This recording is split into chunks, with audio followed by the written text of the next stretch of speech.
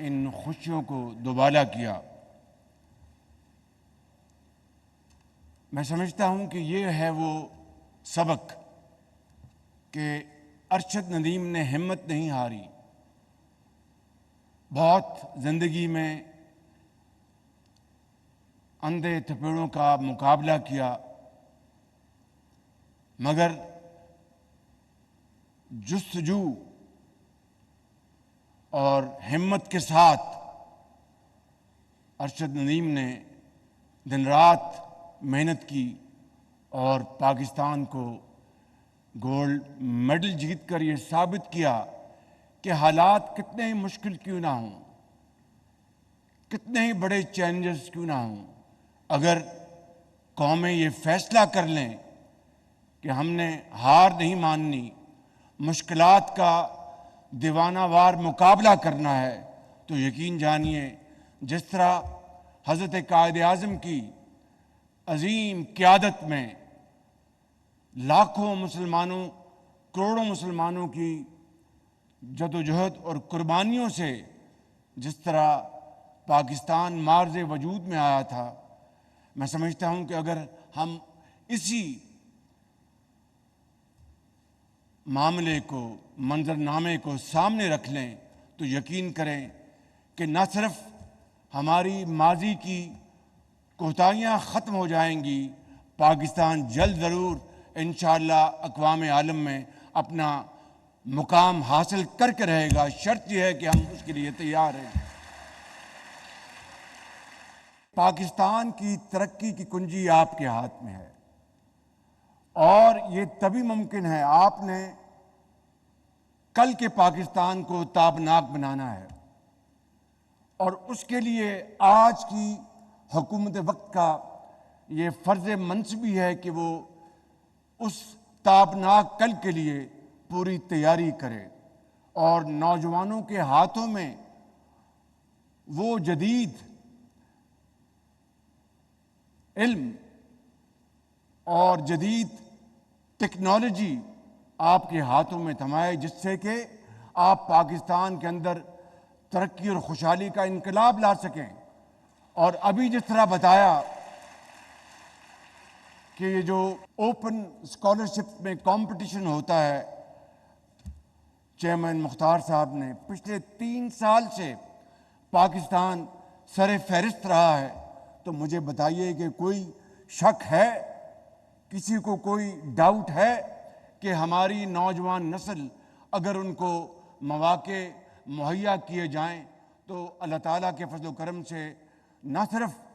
ماضی کے جو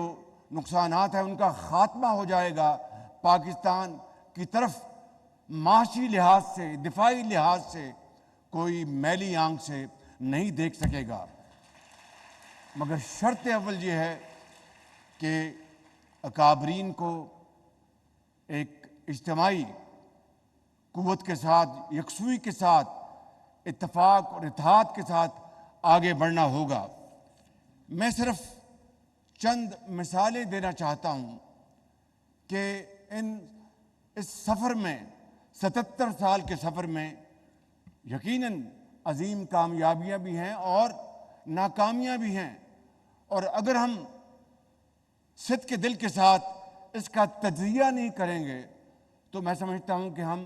صحیح نتیجے پر نہیں پہنچ سکتے۔ میں ان عظیم کامیابیوں کا پہلے ذکر کرنا چاہوں گا کہ اگر آج پاکستان کو سیاسی لحاظ سے، آج پاکستان کو معاشرتی لحاظ سے اگر کسی ایک انسٹرومنٹ نے جوڑا ہوا ہے تو وہ 1973 کا آئین ہے، جو کہ پاکستان کے ان عظیم سیاستدانوں نے اس زمانے میں مل کر انہوں نے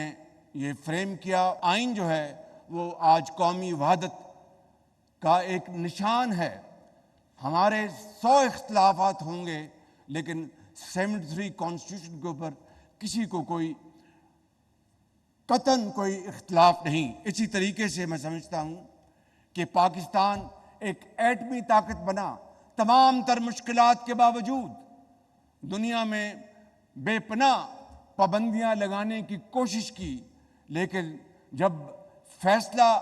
قوم کر لے، جب فیصلہ اٹل ہو تو پھر اللہ تعالیٰ مدد کرتا ہے۔ اور آج پاکستان ایک ایٹمی قوت ہے اور اسلامی ممالک میں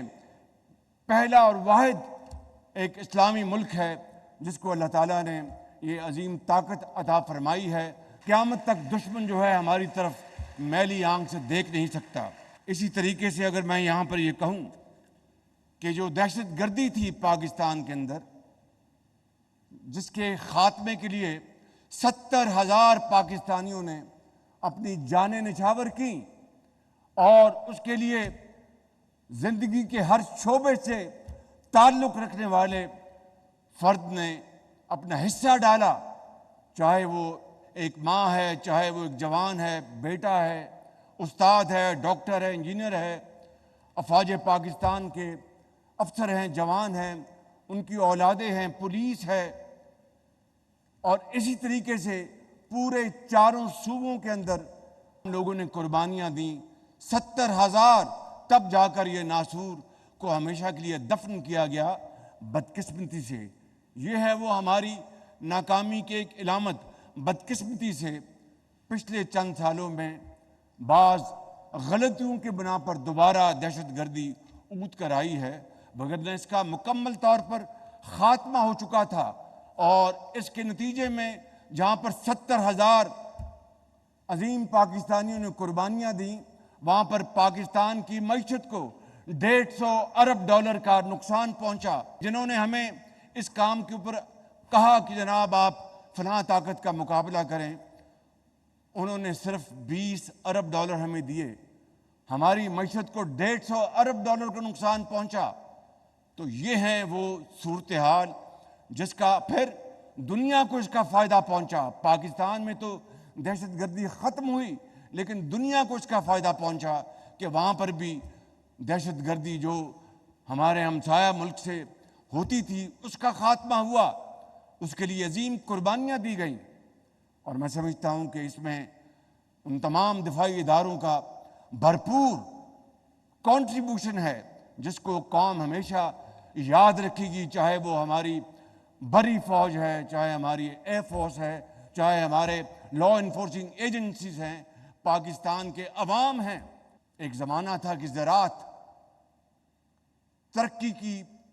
سمت میں بہت تیزی سے آگے بڑھ رہی تھی، اور پاکستان کو کہا جاتا تھا، اور آج بھی یہ بات درست ہے کہ we are green basket for the Gulf states, لیکن اس خواب کو شرمندہ تعبیر کرنے کے لیے بے شمار موقع تھے، مگر انفارچونیٹلی اس کو ہم نے پوری طرح اس سے فائدہ حاصل نہ کیا۔ اور میں اگر اس بات کو نامکمل چھوڑوں گا تو اپنے آپ سے بھی زیادتی کروں گا اور آپ سے بھی، کہ جہاں پر یہ عظیم کامیابیاں ہمیں ملی اللہ تعالیٰ کے فضل و کرم سے اور اجتماعی کاوشوں سے،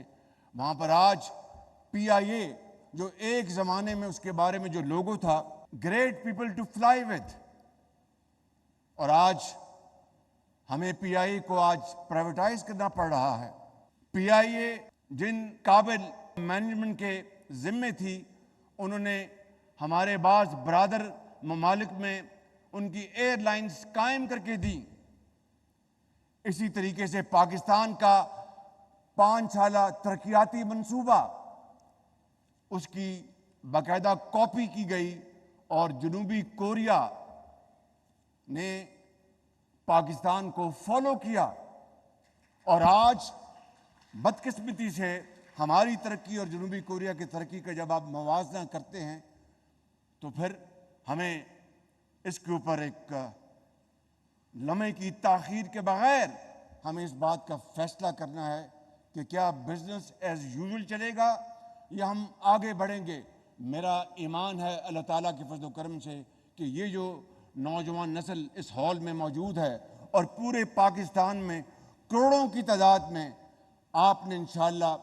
اس پاکستان کی تقدیر بدلنی ہے، اور اس کے لیے میں آپ کو آج یہاں پر بلا خوف تردید کہنا چاہتا ہوں کہ ہمارے جو بجلی کا جو چیلنج ہے، ہمارے جو محصولات کا جو چیلنج ہے، جو ہماری ایکسپورٹس کے جو چیلنج ہے اس کے حوالے سے جو رقوم جو پاکستان کے جو ڈیولپمنٹ فنڈ میں موجود ہیں، میں آپ کو یہ کہنا چاہتا ہوں کہ جہاں پر ہم نے معیشت کو ہم نے درست کرنا ہے اور ٹھیک کرنا ہے، وہاں پر اگر ہمیں نوجوان نسل کی تعمیر اور ان کی ترقی کے لیے تمام وسائل ترقیاتی فنڈ سے نکال کر آپ کے قدموں میں نچھاور کروں تو وہ کم نہیں ہوں گے۔ بالکل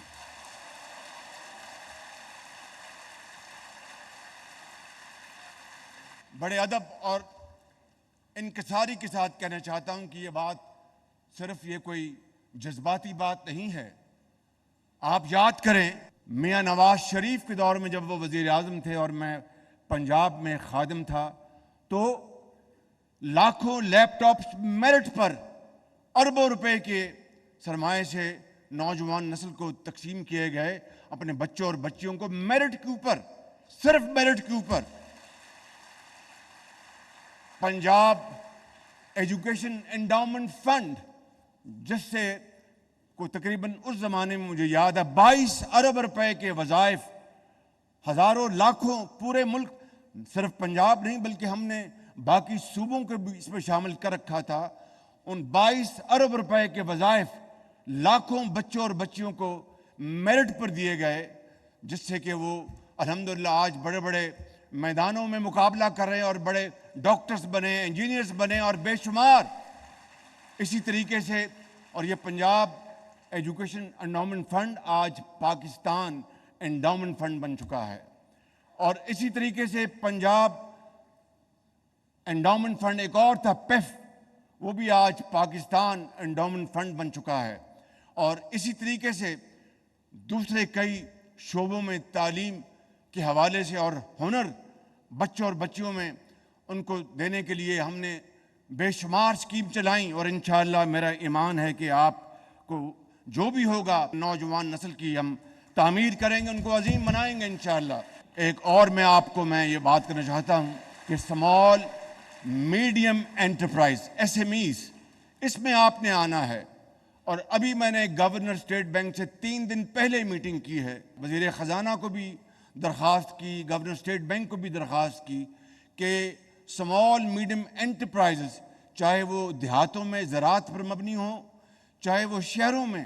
وہ آپ کو جو لونز جو دیتے ہیں بڑے بڑے سرمایہ کاروں کو، اور بینکس رسک نہیں لیتے، میں نے ان کو پابند کیا ہے کہ آپ نے کم از کم جتنے بھی آپ قرضے دیں گے اسمال میڈیم انٹرپرائزز جس کو آپ نے چلانا ہے، کم از کم 40% لونز وہ SMEs کو ملیں گے انشاءاللہ، تاکہ آپ کاروبار کر سکیں، لوگوں کو آپ روزگار دے سکیں۔ ایک زمانے میں جسے ہمارا پاکستان کا حصہ تھا ایسٹ پاکستان، جو بعد میں بدقسمتی سے وہ جدا ہو گیا قائد کے پاکستان سے اور بنگلہ دیش بنا، اور پھر اس کے بعد جو کچھ وہاں پر ہوا وہ آپ کے سامنے ہے۔ لیکن ابھی حالیہ دنوں میں جس شخص نے وہ ایک پاکستان کے خلاف تحریک چلائی تھی اور کہا تھا کہ 2 قومی نظریہ ختم ہو چکا اور وہ بحر ہند میں غرق ہو گیا، آج آپ دیکھیے کہ وہاں پر جو اس کے وہاں پر اسٹیچوز تھے ان کے ساتھ کیا ہوا۔ میں اس میں زیادہ نہیں جانا چاہتا، انگریزی میں ایک مقولہ ہے what goes around comes around۔ میں سمجھتا ہوں کہ اس سے ہمیں، یعنی جس نے پاکستان کو تقسیم کرنے کے لیے کیا، آج ان کے ساتھ وہاں پر کیا ہو رہا ہے، میں سمجھتا ہوں کہ یہ بھی ہمارے لیے کسی سبق سے کم نہیں، اور ہمیں یہ بات آج طے کرنی چاہیے کہ ہم مشکلات کا سامنا کریں گے، ان کو حل کریں گے۔ اور میں نے کل بھی کہا اپنی کابینہ کی ایک ہماری میٹنگ تھی کہ بجلی عام آدمی کے لیے سب سے بڑا ایک چیلنج ہے۔ ہم نے بجٹ کے دوران 50 ارب روپے جو ہماری ترقیاتی فنڈز ہیں اس سے نکال کر ہم نے 86% جو گھریلو صارفین ہیں جو 200 یونٹس تک بجلی استعمال کرتے ہیں ان کے لیے ہمیں 50 ارب روپے ہم نے ان کو سبسڈی دی تاکہ گرمیوں میں ان کے لیے تھوڑا سا ریلیف مل جائے 3 مہینے کے لیے۔ ابھی چند دن پہلے پنجاب حکومت نے اپنے صوبائی وسائل سے، اس کا وفاق سے کوئی تعلق نہیں، صوبائی وسائل سے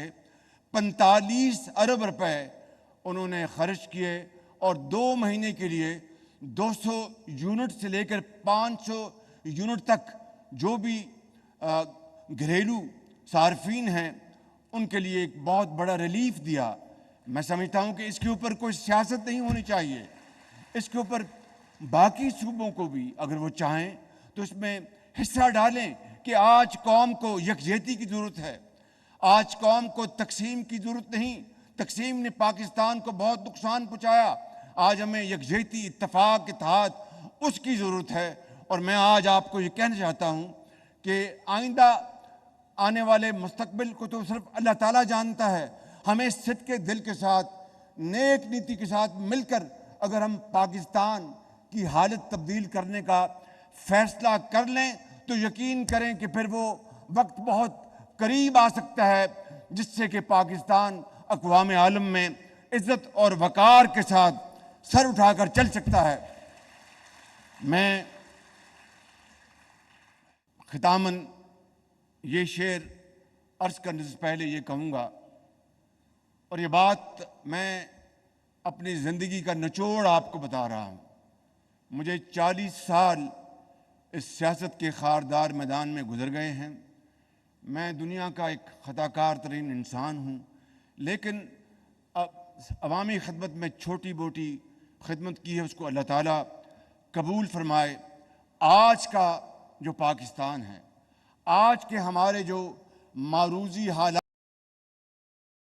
تقاضا ہے کہ سیاستدان مل کر اس ملک کی خدمت کریں، اور ادارے جو پاکستان کے اندر آئینی ادارے ہیں ان کے ساتھ مل کر اپنے اپنے دائرے میں رہتے ہوئے ہم پاکستان کی شبانہ روز خدمت کریں گے تو یقین کریں کہ تاریخ ہمیشہ ہمیں یاد رکھے گی، وگرنہ آنے والی نسلیں ہمیں معاف نہیں کریں گے۔ اس لیے میں آج آپ کو بلا خوف تردید کہتا ہوں کہ میں آج اگر پاکستان کا خادم ہوں تو پاکستان آرمی کا جو سپہ سالار موجود ہیں، یقین کریں کہ یکجاں دو قالب ہو کر صرف پاکستان کے عظیم مقصد کے لیے ہم کام کر رہے ہیں۔ بالکل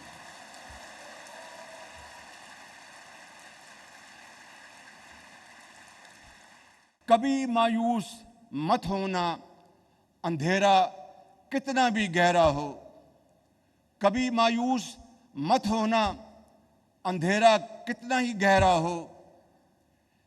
سحر کی راہ میں حائل کبھی بھی ہو نہیں سکتا، سویرا ہو کے رہتا ہے۔